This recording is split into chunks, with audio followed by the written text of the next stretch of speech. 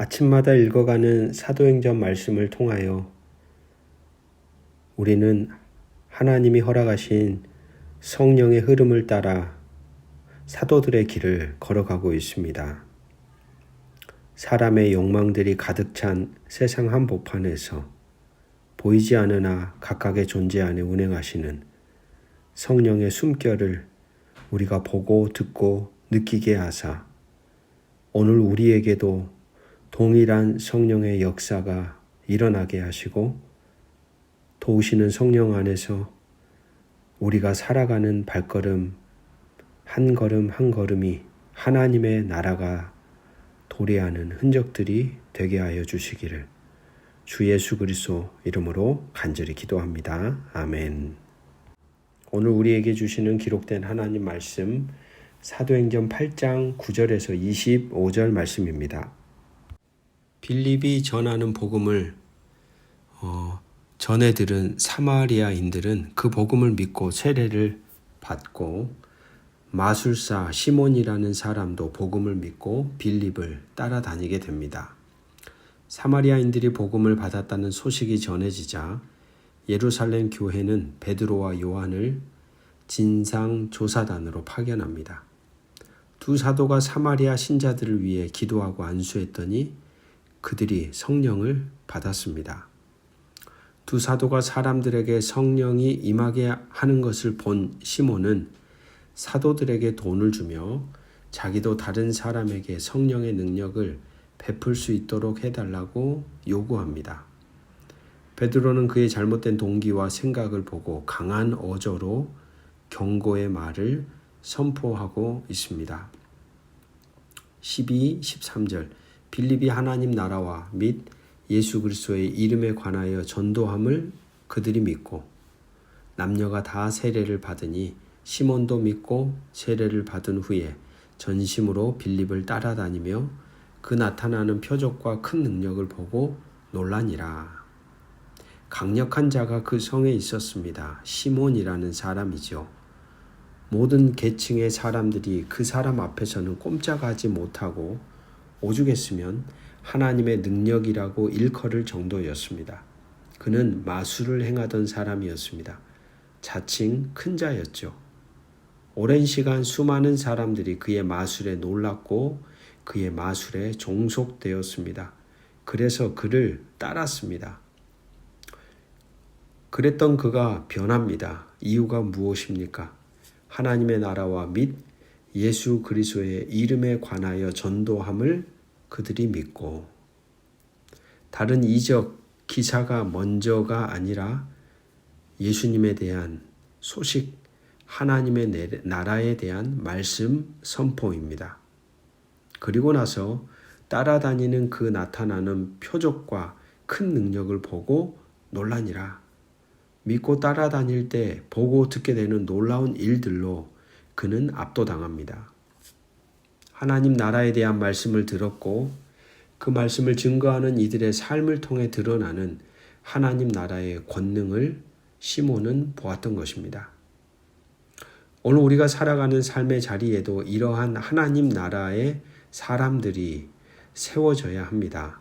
하나님 말씀을 듣게 하는 사람들, 아울러 그러한 하나님의 말씀을 증거하는 그들의 존재를 통해 하나님의 권능이 드러나는 사람들, 참다운 복음 전파와 하나님 나라의 삶을 살아가는 이들을 통해 하나님의 나라는 세워져 갑니다. 그러한 거룩한 책임이 오늘 성도된 저와 여러분에게 있음을 기억해야 하겠습니다.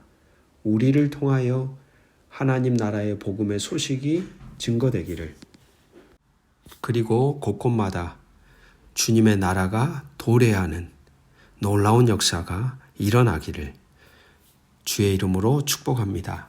이어지는 말씀을 읽어 나갈 때 우리가 먼저 염두하고 생각해야 하는 부분은 경건한 유대인들은 사도들이 사마리아 사람들에게 찾아간 행동에 대하여 매우 불쾌하게 여겼다는 겁니다.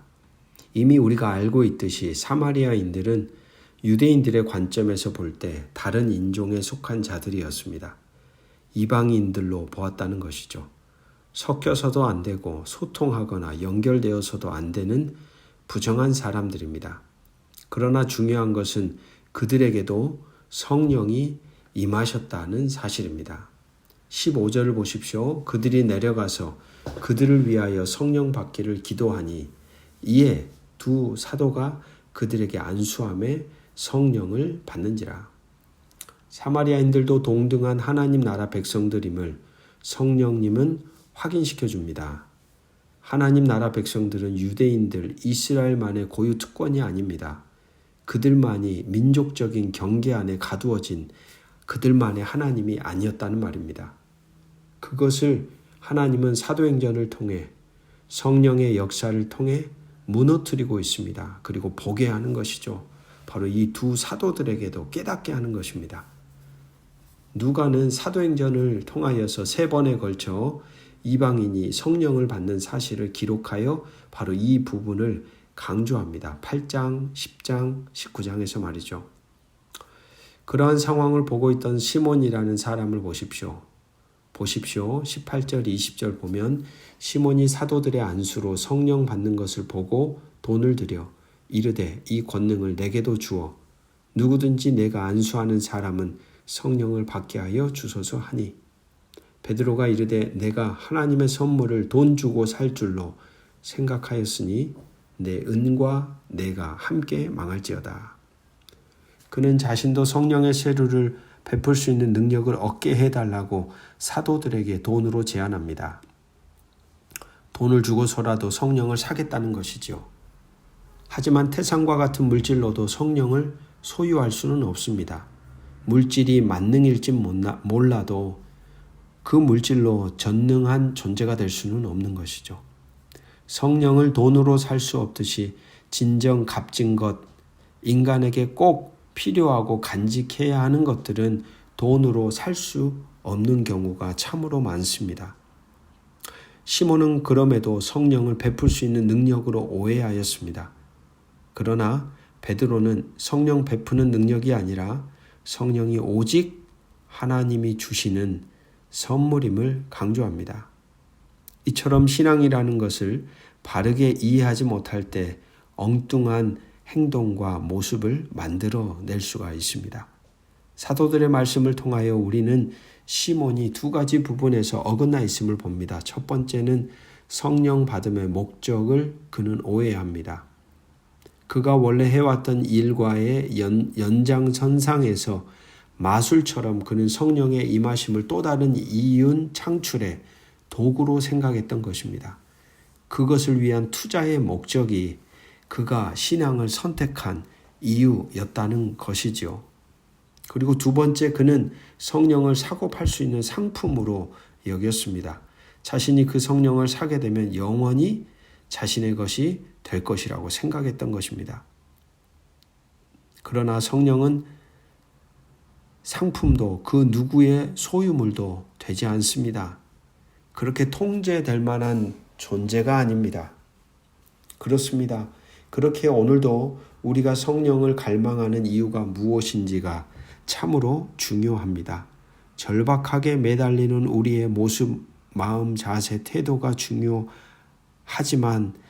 그거보다 더 중요한 것은 그렇게 매달리는 이유, 목적이 무엇인가?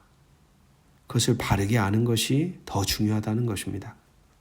그런 맥락에서 시몬은 예수님이 우리에게 보내주시겠다는 성령의 목적과는 아주 다른 방향을 향하여 바라보고 있었던 것이죠. 사랑하는 말씀의 동역자 여러분, 오늘 우리가 성령을 갈망하는 이유가 무엇입니까? 성령은 우리로 하나님의 뜻을 바로 깨닫도록 도와주십니다. 성령은 우리가 하나님의 선한 뜻을 따라 순종하며 걸어갈 때 우리에게 순종할 수 있는 힘과 능력과 권세를 허락하십니다. 오늘도 바른 목적을 품고 갈망합시다. 당신의 뜻을 바르게 깨닫도록 도와주십시오. 당신의 뜻을 내 삶을 통하여 올바르게 구현하도록 주여 나를 도와주십시오. 그런 마음으로 성령님을 구하고 갈망하며 살아가는 복된 사람들로 오늘도 걸어가시기를 주의 이름으로 축복합니다. 기도합니다. 오늘 당신의 말씀을 품고 살아가며 말씀을 선포하는 우리 존재됨 속에 하늘의 권능을 허락하사 당신의 나라가 보여지고 들려지고 전달되게 하옵소서. 우리를 도우시는 성령 하나님을 매 순간 우리 존재를 다해 갈망합니다. 당신의 선한 뜻을 바르게 깨닫도록 우리 모두를 도와주옵소서. 깨달아진 뜻에 우리 존재를 담아 순종하며 살아가는 복된 사람들이 되도록 용기와 의지와 결단을 허락하여 주옵소서. 그로 인해 우리 인생을 통하여 하나님의 그 거룩한 나라가 우리가 살아가는 일상 삶의 자리에 세워져 가게 되기를 주 예수 그리스도 이름으로 기도드립니다. 아멘.